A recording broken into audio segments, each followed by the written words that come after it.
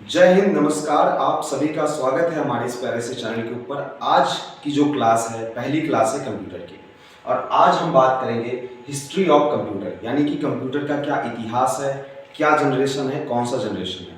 तो चलिए शुरू करते हैं। जैसा कि आप सब देख सकते हैं, कंप्यूटर का प्रारंभिक चरण, यानी कि कंप्यूटर का जो प्रारंभिक चरण है, शुरुआत हुआ वो कैसे हुआ, ठीक है। तो कंप्यूटर का प्रारंभिक चरण गणितीय गणना के लिए यंत्रों के उपयोग के रूप में होता था। यानी कि जो प्रारंभिक चरण था, जो शुरुआती चरण था, उसमें क्या होता था, सिर्फ गणितीय के रूप में, यानी कि जोड़ और घटाने के रूप में।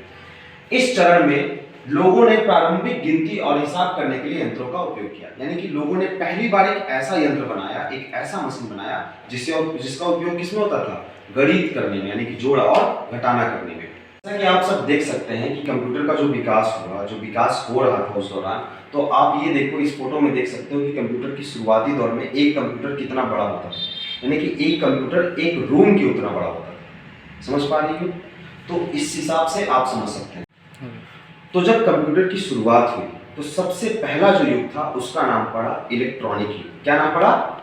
इलेक्ट्रॉनिक युग। तो इलेक्ट्रॉनिक युग की बात करें तो सन 1940 के दशक में पहले इलेक्ट्रॉनिक कंप्यूटर्स विकसित किए गए। सन 1940 में पहली बार कंप्यूटर विकसित किए गए, जिससे कंप्यूटरों को और अधिक छोटे और शक्तिशाली बनाया गया। अभी आपने पिछले फोटो में क्या देखा कि कितना बड़ा कंप्यूटर है, एक कमरे में बहुत ज्यादा बिजली भी लेती थी। तो लोगों ने कहा कि कंप्यूटर को और छोटा करते हैं और आसानी से प्रयोग हो सके, ऐसा कुछ करते हैं।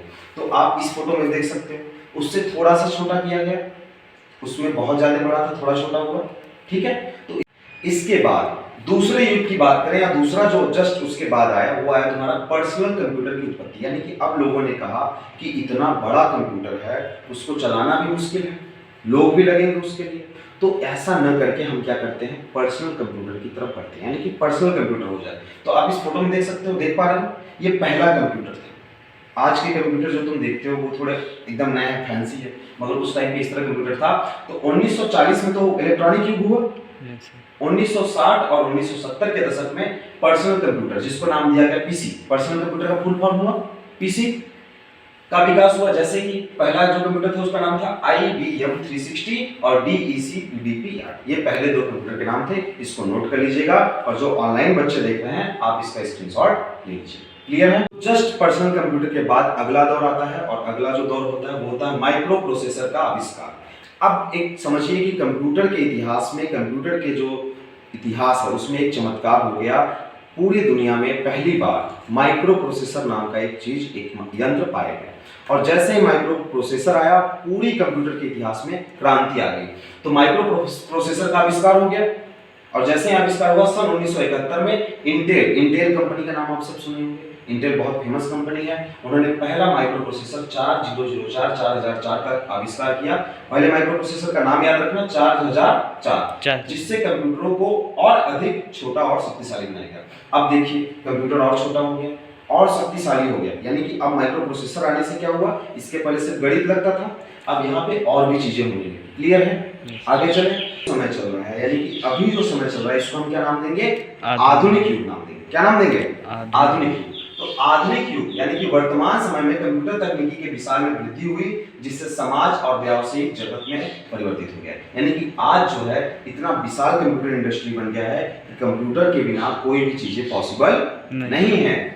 आप आज ये जो फोटो देख पा रहे हो, ये इस समय का है, जो आप लोग चलाते हो। ये डेस्कटॉप है, ये मॉनिटर है, कीबोर्ड है, माउस है, और ये सीपीयू है, ठीक है। तो देखिए बच्चों, अब जो है इस चीज को आपको नोट डाउन करना है, सबको लिखना है ना। सब लोग अभी लिखोगे, आराम से लिख लेना। जनरेशन ऑफ कंप्यूटर, यानी कि कितने जनरेशन है। जैसे हम बात करते हैं ना, हमारे दादाजी, हमारी पिछली पीढ़ी, दादाजी के दादाजी, उसके दो पीढ़ी, तो उसी तरह पहली पीढ़ी जो थी 1946 से 1959 वैक्यूम ट्यूब, यानी कि उस समय वैक्यूम ट्यूब के इस्तेमाल से कंप्यूटर चलते थे। उसके बाद दूसरा जनरेशन है 1959 से 1965, ट्रांजिस्टर का प्रयोग होने लगा। क्या आ गया? ट्रांजिस्टर आ गया। फिर तीसरा जनरेशन आया 1965 से 1971, यहाँ पे इंटीग्रेटेड सर्किट आईसी चिप का इस्तेमाल होने लगा। और आईसी चिप जब आया था तो आईसी चिप ने क्या किया कि लोगों का बड़ा अपनी तरफ अट्रैक्ट किया, ये बहुत आसानी से, और कंप्यूटर भी बहुत छोटे होते गए।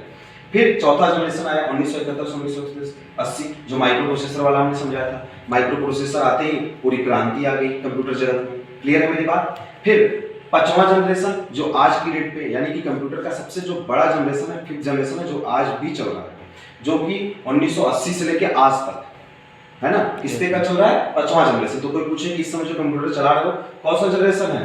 पांचवा जनरेशन है, जो कि आर्टिफिशियल इंटेलिजेंस पे काम कर रहा है, यानी कि रोबोटिक्स पे काम कर रहा है, एआई पे क्या काम कर रहा है। साथियों और सभी बच्चे, अगले वीडियो में या अगली क्लास में अगर समय मिला तो हम एआई के ऊपर बात करेंगे कि आर्टिफिशियल इंटेलिजेंस क्या होता है, आर्टिफिशियल इंटेलिजेंस क्यों जानना जरूरी है, क्योंकि पूरा भविष्य इसी का है। क्लियर है मेरी बात? तो धन्यवाद वीडियो को यहाँ तक देखने के लिए। जितने भी बच्चे ऑनलाइन इस वीडियो को देख रहे हैं, कोई भी डाउट है तो आप कमेंट में पूछ सकते हैं।